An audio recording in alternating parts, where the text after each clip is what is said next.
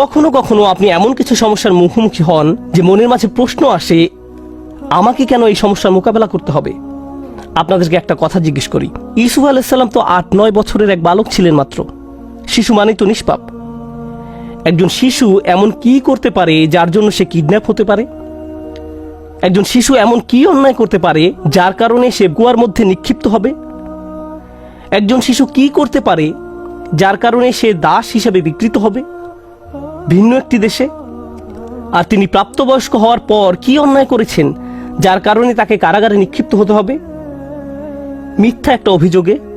তিনি তো নিজের অন্যায়ের কারণে জেল খাটেননি, তিনি নির্দোষ ছিলেন, আর তাকে এতগুলো বছর জেলে কাটাতে হয়।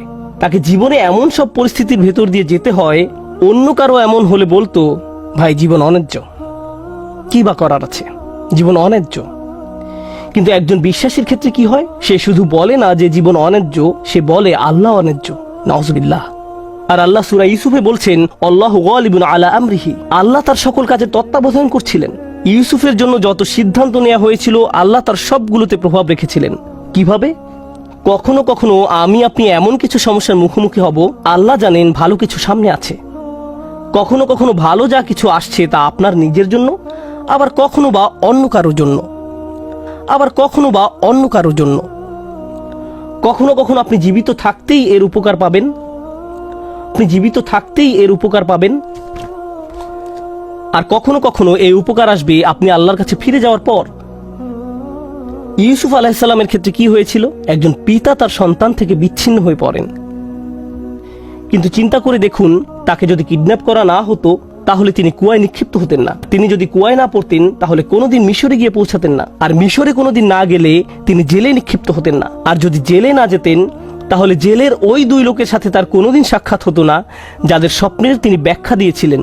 ওই 2 ব্যক্তির সাথে যদি তার কোনোদিন দেখা না হতো, তাদের একজন বেঁচে যায় এবং রাজার খেদমতে নিয়োজিত হয়। আর যখন রাজা একটি স্বপ্ন দেখলেন, ওই ব্যক্তি তাহলে কোনোদিন বলতেন না যে হ্যাঁ, আমি এক লোকের কথা জানি যে আপনার স্বপ্নের ব্যাখ্যায় সাহায্য করতে পারবে।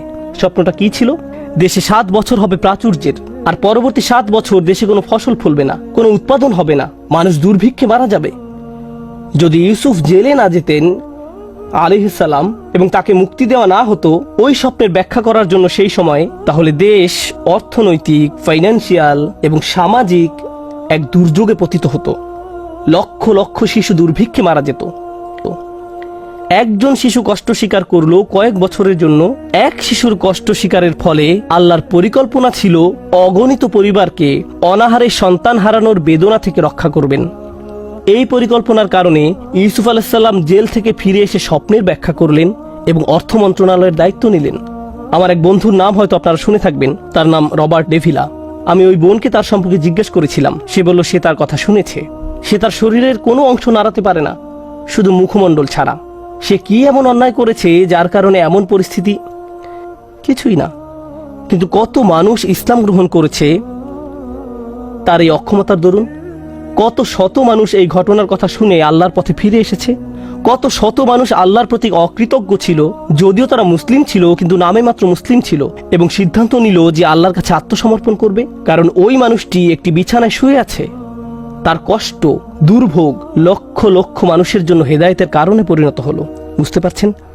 কখনো কখনো আমি আপনি কষ্টকর অবস্থায় পতিত হই, যা আসলে খুবই সামান্য, এমন অসংখ্য কল্যাণ আর এমন অসংখ্য উপকারের জন্য, যা হয় এখন আমার কাছে আসবে, নতুবা আল্লাহর কাছে ফেরত যাওয়ার পর আমি এর উপকার ভোগ করব। সুতরাং আমাদের দোয়া কোনো কিছু অর্ডার করার মতো নয়। যখন ওই বোন আমাকে তার সমস্যার কথা বলছিল, সাথে সাথে আমার মরিয়ম সালামুন আলাইহার কথা মনে পড়ল। কারণ মরিয়ম সালামুন আলাইহার ক্ষেত্রে এমনকি ছোট বয়সেও তার জন্ম আশ্চর্যজনক। তার জন্মের কথা কোরআনে উল্লেখ করা হয়েছে। খুব বেশি সংখ্যক মানুষের জন্মের কথা কোরআনে উল্লেখ করা হয়নি। মা একটি ছেলে সন্তান আশা করেছিলেন, কিন্তু তার একটি মেয়ের জন্ম হলো। আর আল্লাহ বলেন, ওয়ালাইসা যাকারু কাল উনসা, যার অনেকগুলো গভীর অর্থ রয়েছে। আমি এখন শুধু একটি অর্থ হাইলাইট করছি। এই মেয়েটি অন্য কোনো ছেলের মতো নয়, এই মেয়েটি স্পেশাল। প্রসঙ্গত দয়া করে এই কথাগুলো মনে রাখবেন। পরের বার আপনাদের কেউ যদি সন্তান সম্ভবা হয়ে থাকেন, আপনি আশা করছেন, আপনার মা আশা করছে, আপনার চাচাতো খালাতো ভাই বোনেরা আশা করছে একটি ছেলে শিশুর জন্ম হবে, কিন্তু একটি মেয়ের জন্ম হলো, তখন মনে রাখবেন আল্লাহ মরিয়ম সালামুন আলাইহার জন্মের মতো কারো জন্মের কথা এভাবে হাইলাইট করেননি। মেয়ে সন্তান পাওয়া সম্মানের, মেয়ে সন্তান পাওয়া আল্লাহর একটি উপহার। মেয়ের জন্ম হলে অসন্তুষ্ট হওয়া আসলে মুশরিকদের বৈশিষ্ট্য। আল্লাহ মুশরিকদের সম্পর্কে বলেন, যল্লা ওয়াজহুহু মুসওয়াদ্দান ওয়া হুয়া কাযীম। তাদের কাউকে যখন কন্যা সন্তানের সুসংবাদ দেওয়া হয় তখন তার মুখ কালো হয়ে যায়, সে অন্তর্জ্বালায় পুড়তে থাকে। মেয়ে সন্তান পাওয়া আল্লাহর পক্ষ থেকে আশীর্বাদ এবং সম্মান। মেয়ের জন্ম হলে যদি অসন্তুষ্ট হয়ে পড়েন তাহলে আপনি শুধু আল্লাহর উপহারেরই অসম্মান করছেন না, আপনি কোরআনের আয়াতকেও অসম্মান করছেন। এই কথাগুলো মনে রাখবেন। এই শিশুর জন্ম হলো, তাকে আসলে বিশেষ একটি জায়গা দেওয়া হলো। তখনকার সময়ের কেন্দ্রীয় মসজিদে জাকারিয়া আলাইহিসসালাম তার দেখাশোনা করতেন। আর যখনই তিনি তার খোঁজ খবর নেওয়ার জন্য আসতেন, কারণ মরিয়ম আলাইহিসসালাম আল্লাহর ঘরে থেকে আল্লাহর ইবাদতে নিজেকে উৎসর্গ করলেন। কুল্লামা দাখালা আলাইহা জাকারিয়াল মিহরাব ওয়াজাদা ইনদাহা রিজকান। যখনই জাকারিয়া মেহরাবের মধ্যে তার কাছে আসতেন, কিছু খাবার দেখতে পেতেন। তিনি জিজ্ঞেস করলেন, এগুলো কোথায় পেলে তুমি? এই ফলগুলোর তো এখন উৎপাদন হয় না, এমনকি এগুলো এই সিজনেরও নয়। এগুলো শীতকালে হয় আর ওইগুলো গরমকালে জন্মে। তুমি এইসব ফল কোথায় পেলে? উত্তর দিতেন, ক্বালাত হুয়া মিন ইনদিল্লাহ। এগুলো আল্লাহর পক্ষ থেকে বিশেষভাবে এসেছে। এই ফলগুলো আমার নিকট আল্লাহর পক্ষ থেকে এসেছে। ভাবতে পারেন এমন একজনের কথা যার দোয়া এমন ভাবে কবুল হয় যে আকাশ থেকে খাদ্য অবতীর্ণ হয় এই নারীর জন্য। তাই যখন ওই বোন আমাকে বলছিলেন তার দোয়া কবুল হয়ে যায়, আমি সাথে সাথে মরিয়ম সালামুন আলাইহার কথা মনে করলাম। কি অলৌকিকভাবে আল্লাহ তার ব্যাপারে হস্তক্ষেপ করতেন, এমনকি খাদ্যের মতো বিষয়েও।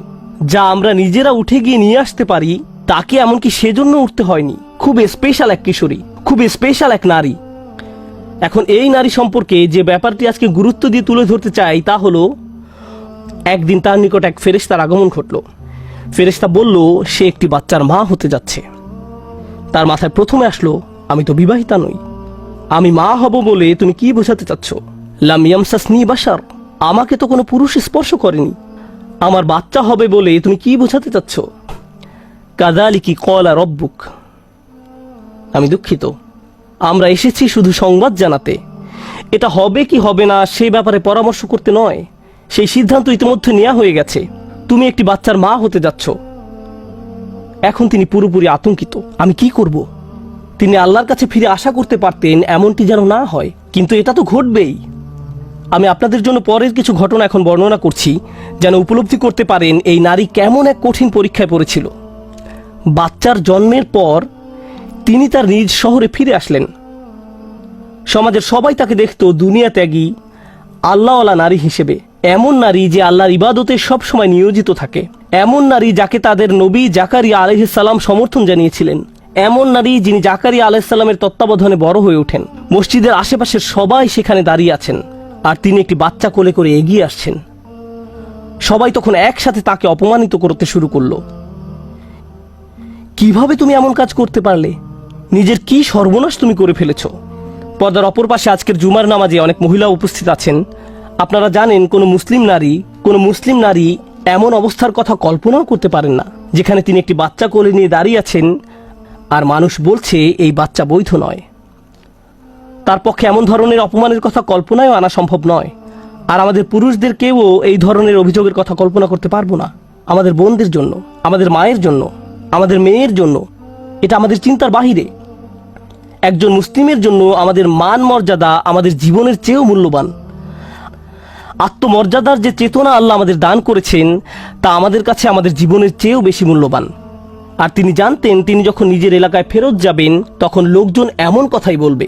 তার পেছনে বলাবলি করলে এক কথা, কিন্তু তারা লোক সম্মুখে তার মুখের উপর বলছে, একেবারে সরাসরি তাকে বলছে তিনি কিভাবে এই সমস্যার মোকাবেলা করলেন।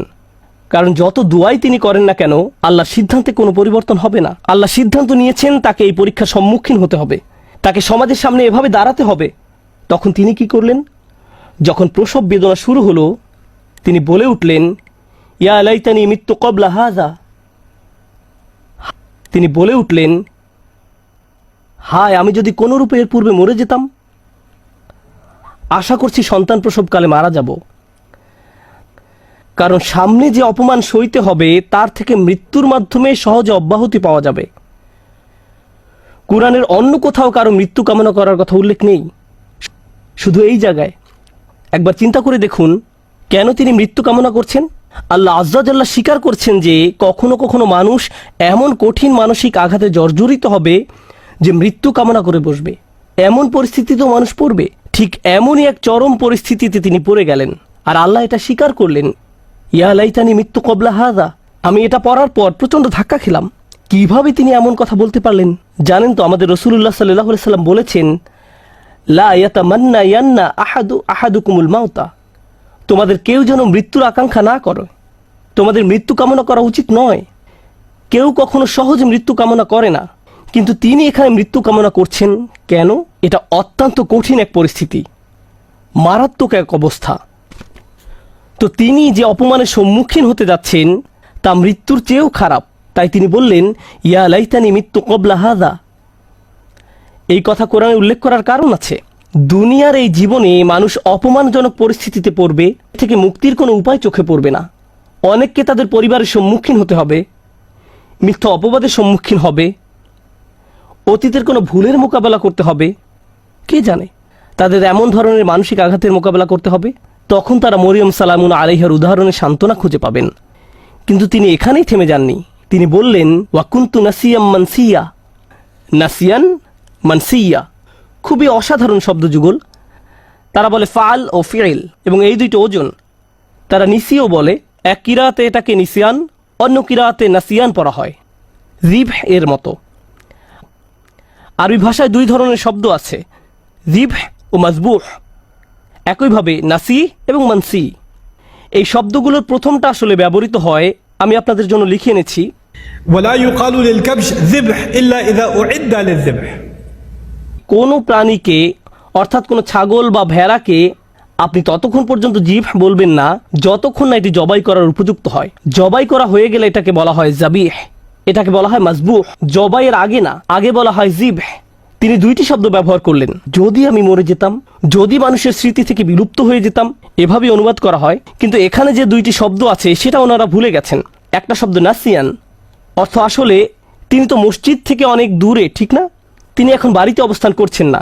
কেউ যেন কোনোদিন আমাকে মিস না করে, তারা যেন এই প্রশ্নটাই না করে যে মরিয়ম কোথায় গেল।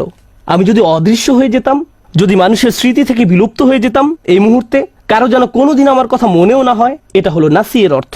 চিন্তাও মাথায় না আসে যে এক সময় আমার অস্তিত্ব ছিল। এমন অনেকেই আছে যারা এত কঠিন হতাশা এবং উদ্বেগের ভিতর দিয়ে যায় যে ঘর থেকেই বের হয় না, ফোন রিসিভ করে না, টেক্সট মেসেজের কোনো জবাব দেয় না। তারা এত বেশি মানসিক যন্ত্রণা অনুভব করে যে তাদের ইচ্ছা হয় যদি তারা মানুষের স্মৃতি থেকে বিলুপ্ত হয়ে যেত। কেউ যদি তাদের দরজায় করাঘাত করে, তারা ভাবে যদি তারা আমার কথা ভুলে যেত, হায় যদি আমার কারোর সাথে আর দেখা না হতো। তারা সব কিছু থেকে নিজেকে বিচ্ছিন্ন করে নিজের মাঝেই বসবাস করতে চায়। এর নাম হলো নাসিয়ান।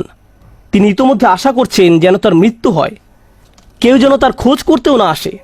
পরবর্তীতে অনেক বছর পার হয়ে গেলে কেউ যদি না জানে তার কি হয়েছে, মানসিয়ান, ভবিষ্যতেও তার কোনো উল্লেখ কোথাও যেন না থাকে। আমি আশা করছি কেউ যেন এই মুহূর্তে আমার কথা মনে না করে, এবং আমি ভবিষ্যতেও যেন সবার স্মৃতি থেকে সম্পূর্ণ অদৃশ্য হয়ে যাই। আমি এই মহান নারীর পরীক্ষার উপর গুরুত্ব আরোপ করতে চেয়েছি, কারণ ইনি এমন একজন নারী যার দোয়া সাথে সাথেই কবুল হয়ে যেত। তাকে এমনকি খাদ্যও চাইতে হয়নি, তার জন্য ফল ফলাদি এসে উপস্থিত হতো। আর আল্লাহ তাকে এমন পরিস্থিতিতে ফেললেন, আল্লাহ তাকে এমন পরীক্ষায় ফেললেন, এই জন্য না যে আল্লাহ তাকে ঘৃণা করেন, এই জন্য না যে আল্লাহ তার কথা ভুলে গেছেন, এই জন্য না যে আল্লাহ তাকে অপমানিত করতে চান। শেষে দেখা যায় যে এই সমস্ত কিছুর মাধ্যমে আল্লাহ আসলে তাকে সম্মানিত করলেন। আল্লাহ তাকে সম্মানিত করতে চান। কোন অপমানের ভয় তিনি করছিলেন? তার অপমানের ভয় ছিল মানুষ বলবে তুমি বিয়ে ছাড়াই এই সন্তানের মা হয়েছ, তোমার এটা হারাম ছেলে। মানুষ এটাই বলবে। আর জানেন তো বাচ্চার নাম কি ছিল? তার নাম ছিল ঈসা। কোরআনে কোন নবীর নামের সাথে তার পিতা বা মাতার নাম উল্লেখ করা হয়নি। শুধু ঈসা আলাইহিসসালাম, ঈসা ইবনে মারিয়াম বারবার উল্লেখ করা হয়েছে। ঈসা মরিয়মের ছেলে, ঈসা মরিয়মের ছেলে। কোরআনে কোথাও কি আছে মুহাম্মদ আব্দুল্লাহর ছেলে? কোথাও কি পান ইয়াকুব ইসহাকের ছেলে, ইসহাক ইব্রাহিমের ছেলে, ইউসুফ ইয়াকুবের ছেলে? পেয়েছেন কখনো? না। অনেকবার আল্লাহ এই রসুলকে যখনই সম্মানিত করেছেন, সাথে সাথে তার মাকেও সম্মানিত করেছেন। প্রসঙ্গত বিষয়টা গুরুত্বপূর্ণ। আরবরা যখন ইবনে বলে, বা এমনকি সেমেটিক মানুষরা যখন ইবন বলে, ঠিক পরেই তারা পিতার নাম উল্লেখ করে। তারা পিতার নাম বলে। আপনার নামের শেষাংশ আসে পিতার কাছ থেকে। আল্লাহ এই সাধারণ নিয়মের বাহিরে গিয়ে মানুষকে মনে করিয়ে দিয়েছেন যে তার কোনো পিতা নেই, আর আমি সাধারণ নিয়মের বাহিরে গিয়ে এই মাকে সম্মান দেখাবো। ঈসা ইবনে মারইয়াম। প্রতিবার আল্লাহ এই অপমানের কথা উল্লেখ করেছেন অন্য কারণে, আর এই বিষয়টা বলেই আমি আমার খুতবার সমাপ্তি টানছি। কখনো কখনো আপনার কষ্ট অন্য মানুষের মুক্তির কারণে পরিণত হবে। আপনি সমস্যায় পড়েছেন কারণ এটা আপনার থেকেও বড় কোনো উদ্দেশ্য সাধন করবে, তখন তাদের জন্য সাদাকায়ে জারিয়ায় পরিণত হবেন। আপনার কারণে তারা ভালো কিছু অর্জন করবে। মারিয়াম সালামুন আলাইহার এই কষ্ট থেকে প্রতিবার যখন কোনো নারী অপমানিত হয়, প্রতিবার যখন কোনো নারী অপবাদের শিকার হবে, প্রতিবার যখন কোনো নারী কামনা করবে যদি সে মরে যেত পরিস্থিতির মুখোমুখি হওয়ার চেয়ে, তখন সে মরিয়ম সালামুন আলাইহার কষ্টের মাঝে নিজের সান্ত্বনা খুঁজে পাবেন। আর যখনই কোনো নারী সান্ত্বনা খুঁজে পাবে, মরিয়ম সালামুন আলাইহার মর্যাদা এতে আবারও বেড়ে যাবে। সুবহানাল্লাহ। আমাদের দোয়ার মাধ্যমে আমরা আল্লাহর সাথে সংযোগ স্থাপন করি। আমাদের দোয়া এমন কিছু নয় যার মাধ্যমে এই দুনিয়া জান্নাতে পরিণত হবে। পৃথিবীর এই জীবনে পরীক্ষা থাকবেই। আমাদের চেয়ে বহুগুণে উত্তম মানুষদের জীবনে সমস্যা ছিল, আর এটা ঠিক আছে। লাকাদ খলাকনাল ইনসানা ফি কাবাদ। আমি মানুষকে সৃষ্টি করেছি অত্যন্ত কষ্ট ও শ্রমের মাঝে। কষ্ট ক্লেশ জীবনেরই অংশ। দুয়ার উদ্দেশ্য হলো আমাকে আপনাকে এই কষ্টগুলো মোকাবেলায় সাহায্য করা। আর কখনো ভুলে যাবেন না যে আল্লাহ আমাদের সাথে আছেন।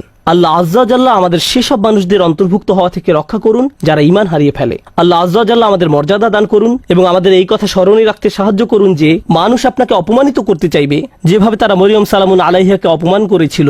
লোকে আপনার সম্পর্কে কি মনে করে আর আল্লাহ আপনার সম্পর্কে কি মনে করেন, এর মাঝে বিশাল পার্থক্য আছে। কারণ আপনি যদি লোকের কথা মানেন তাহলে মরিয়ম ছিলেন সমাজের সবচেয়ে অপমানিত, আর যদি আল্লাহর কথা মানেন তাহলে তিনি ছিলেন মানব ইতিহাসের সবচেয়ে মর্যাদাবান নারীদের একজন। তাই আমরা আল্লাহর কথা মানব। ওয়ালাকাদ কাররামনা বানি আদম। আর আমি তো আদম সন্তানদের সম্মানিত করেছি। আল্লাহ আজ্জা জাল্লাহ আমাদেরকে তার নিকট সম্মানিত মানুষে পরিণত করুন মানুষের নিকট সম্মানিত করার পূর্বে। বারাকাল্লাহু লি ওয়া লাকুম ফিল কুরআনিল হাকিম ওয়া নাফা'আনি ওয়া ইয়্যাকুম বিল আয়াতি ওয়া যিকরিল হাকিম।